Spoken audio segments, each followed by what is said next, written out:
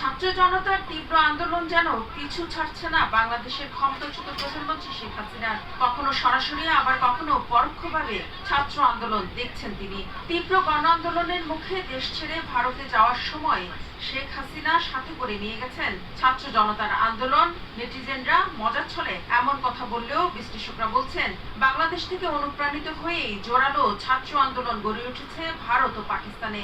বিশ্লেষকরা বলছেন কাকতালীয় হলেও এক ছাত্র আন্দোলনের কারণে ক্ষমতা ছেড়ে দেশ থেকে বাধ্য হওয়া এই নেত্রী এখন দেখছেন আরেক ছাত্র আন্দোলন। গেল 5 আগস্ট শেখ হাসিনা ভারতে যাওয়ার 4 দিন পর পশ্চিমবঙ্গ থেকে শুরু এই আন্দোলনে, যা ছড়িয়ে পড়েছে মুম্বাই, দিল্লি সহ গোটা ভারতে। গেল একটা খবর দেখছি, এবং খবরটা বিশ্লেষণ করার সময় বিশ্লেষণ কি করবো, বিষয়টা হইল বাংলাদেশের থেকে অনুপ্রাণিত হইয়া পাকিস্তান ভারতে ছাত্র আন্দোলন হইতেছে।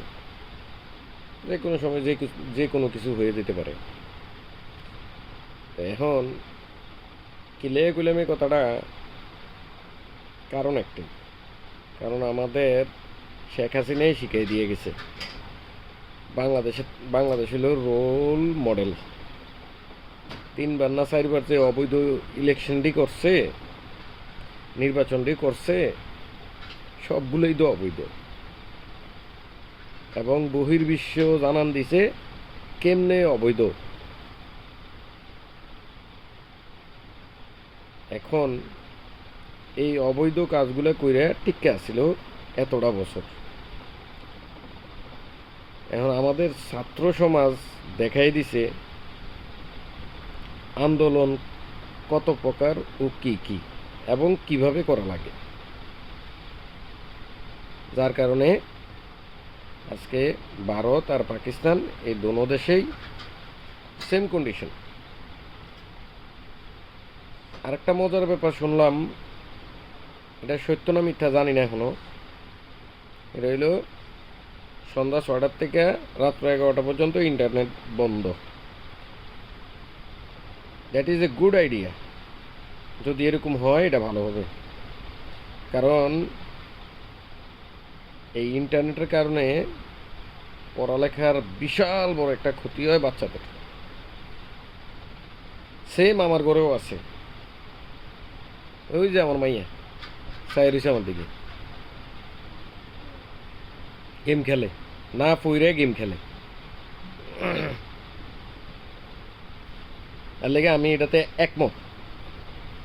সন্ধ্যা 6টার থেকে রাত্র 11টা পর্যন্ত মোবাইল ইন্টারনেট বন্ধ, নাকি আম্মু? তুমি বাবার সাথে একমত? ইয়েস বলো। তুমি যদি লেখাপড়া ভালো করে করো, অটো পাস না করে লেখা পাস করো, তাহলে কি তুমি শিখতে পারবা, অনেক কিছু শিখতে পারবা। এমন আছে দেশের প্রধানমন্ত্রীও হইতে পারে, ঠিক না? কারণ মানুষ যে কোনো সময় যে কোনো কিছু হয়ে যেতে পারে। যেমন শেখ হাসিনার কেউ স্বপ্নও দেখে নাই যে পতন হইব, কিন্তু আমি দেখছি পতনের আগের দিনও দেখছি। এটা সাক্ষী আমার বউ, হেরে কইছি